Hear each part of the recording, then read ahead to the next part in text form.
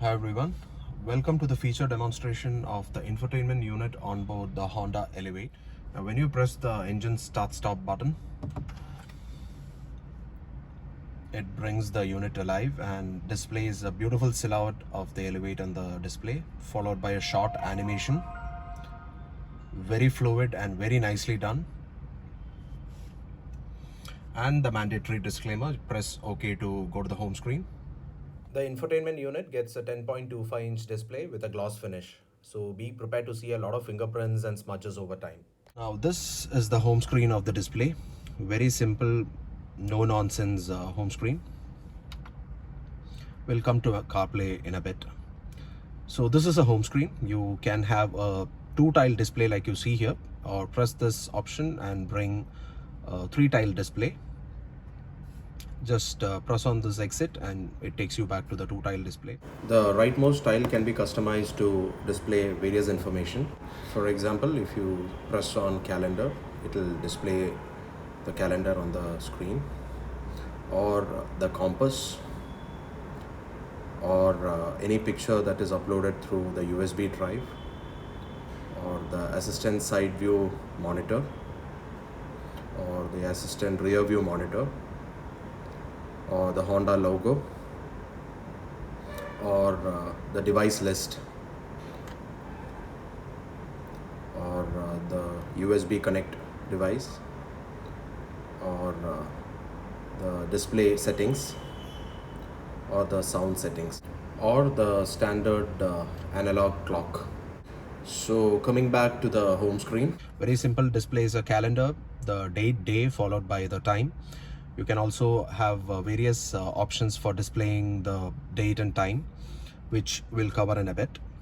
Now, the unique part of the system is, unlike most manufacturers who have gone like completely, touchscreen on their system with no physical buttons, Honda has decided to retain 6 physical buttons at the bottom with, controls for the important ones. Now, these 2 holes that you see punched at the corners are for mic. These are the 6 buttons. This one is for dimming the display quickly. Press it and you'll notice a half crescent moon here there. Now that is showing that the screen is dimmed. Press it once again and it takes you back to the bright mode. This one is for the return menu, wherever you are. Press it and it takes you back to the home screen. This one, the 3rd button, is dedicated to the home screen again. That is, if you go to CarPlay, if you press this, you are here. Now, we'll cover Apple CarPlay in a bit. These are for volume controls. That is, if you press this, it will increase and decrease the volume. Long press it to quickly reduce the volume or increase it, as you can see. And this one is for the power button, as you can see on the display. But a short press mutes the volume, as you can see. Long press turns off the display. Long press it once again and it turns on the unit. So that's as far as physical buttons are concerned. Now let us explore what are the options here. If you press this button, it will take you to the radio reception. Press FM and it will take you there. Nobody listens to AM anyway. These are the various preset stations you can see. And if you want to, for instance, do a search, it'll do a quick search and give you all the options. And if you want to set 100.5 to one of the stations here, long press this and it will set the station, as you can see. If you want to do a manual search, you can press these options. So that's as far as radio is concerned. Now we'll come to the telephony here. Now, because my unit is currently connected to the system through CarPlay, it will show up under CarPlay, the telephony, which is the standard telephony under CarPlay, which many of you are already familiar with. Now, since we have disabled CarPlay, the Bluetooth audio shows up here. So yeah, pretty simple. There's not much fuss. Just click on this to change the different songs. If you want to shuffle, you can select them here. If you want to repeat, you can select it here. And if you select the telephony here under Bluetooth, it will show up a very nice broad dial-up pad. You can press whatever button you want to dial, and it will call up there. And you can access the recent call history here. Screen is like very fluid, guys, zero lags. Nicely done. Access the contact phone book here. Then that's about it. That completes the phone options.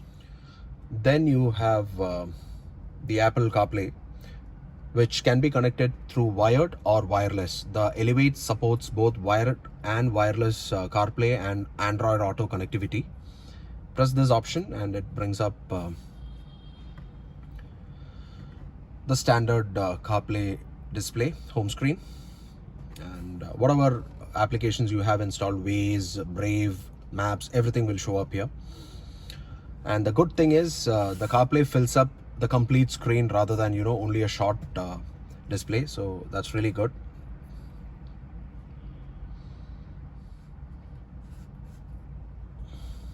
Very nice and crisp display.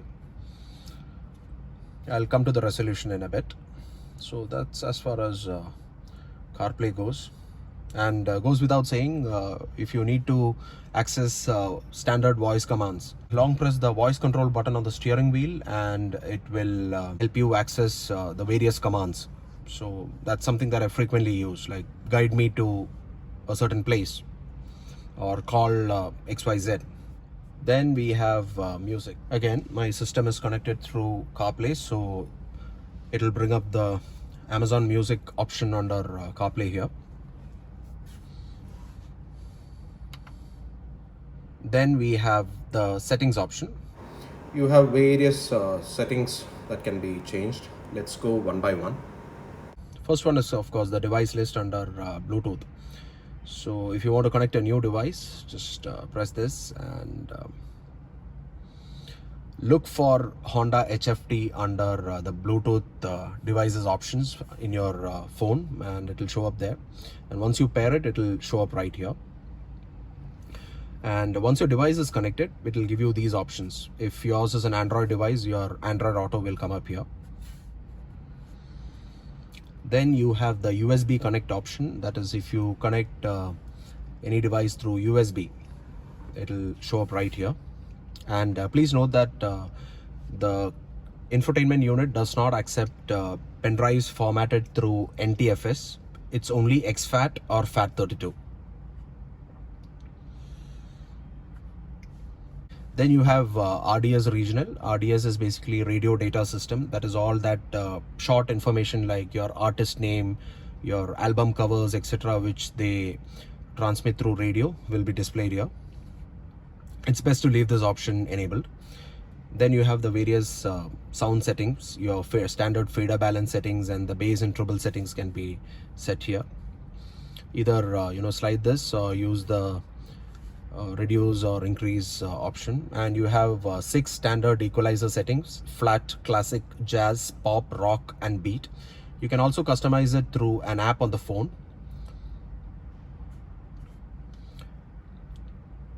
Then you have the beep of this unit, which if you enable, you'll hear this, which is pretty annoying, so I'll just turn it off. Then you have the various system volume settings, the individual volume for the calls, the ringtones, the voice recognition, your Google Maps or Apple Maps, and of course the speed volume compensation, which is if you're going at a higher speed, all this volume would automatically increase to adjust for the engine note. Then you have the option of disabling the opening animation, which you really don't want to do because it's a beautiful animation. Then you have the background color options. The standard one is black. You have blue. Then you have red, which is a bit in your face. You have green. And you have the standard black. I wish they had that RGB settings for enabling any color that you possibly want. Then you have the option of importing wallpapers and photographs through a USB drive, standard Honda trick. Have these copied to a pen drive, formatted through exFAT or FAT32 and insert it into the USB slot, and you can access them here and set it. Same goes with photos, like I said. Then you have the option of enabling date and time syncing from the GPS, which you would want to keep it enabled. If you don't, you'll have to set them manually. Then you have the option for the 12-hour or 24-hour date format. Then selecting the time zones. You have various time zones. Of course, will be plus 5:30, which is for Indian Standard Time. Then you have 3 different date formats. Honda has kept it pretty simple and not very confusing. Then you have the option for rear wide camera. You have static guidelines which come up, and the rear wide camera modes, top down view to wide view, or do you want top down view to normal? It's best to enable top down view to normal to get a good perspective of it. Then you have the left mirror's lane watch camera, which would show up with the turn signal, which I'll show you in a bit. And what is the lag that you want? Do you want it to instantly turn off, or do you want it to turn off after 2 seconds? So, and you have the reference static guidelines again, which you can enable from here. Then the details of the system, the Bluetooth address, the Wi-Fi MAC address, PSK. If you scan this, it will show you that the unit has been supplied by Alpine. As is the case with most Honda cars, Alpine has been the OEM for the infotainment units. Open source license, again, here we go, Alpine. So then of course you have the option for the clearing all the settings to go back to the factory settings. That's as far as the system goes. So if you have this option, that is lane watch enabled with turn signal, and if you turn on your indicator, it will show up the image from the left mirror. This is a display from the reverse, wherein this guideline is a static guideline. It's not a dynamic one. It doesn't change. You have the option for enabling various displays. This is the near, this is the wide, and this is the normal viewed up top. It's typical Honda fare. It's there on the Jazz as well. So right below the Climatronic control unit, you have this wireless charging pad, or the Qi pad, which you have there. And you also have the option of enabling or disabling the charging through this button here. So if you leave the phone there, it will, and if your phone has wireless charging enabled, it will charge your device. But I'd really not recommend that you charge your device wirelessly, because induction charging heats up the device like anything, and it can potentially reduce the battery life. So the best option would be to use any of these USB ports to charge it, or worse, the supplied charging adapter. Guys, we are trying to play some files of a USB drive, standard, and we are inserting it into the port, and let's see what are all the files that the system recognizes. So once you plug it into the USB port at the bottom, this icon shows up. If you click here, okay, so FLAC files play well, no problems with FLACs. Then let's go to, so this is that FLAC file. As you can see, this plays quite well. Now let's see what are all the video files that it will play. Okay, so we have a full HD MP4 file here. It's just a sample file I downloaded off the internet, guys. So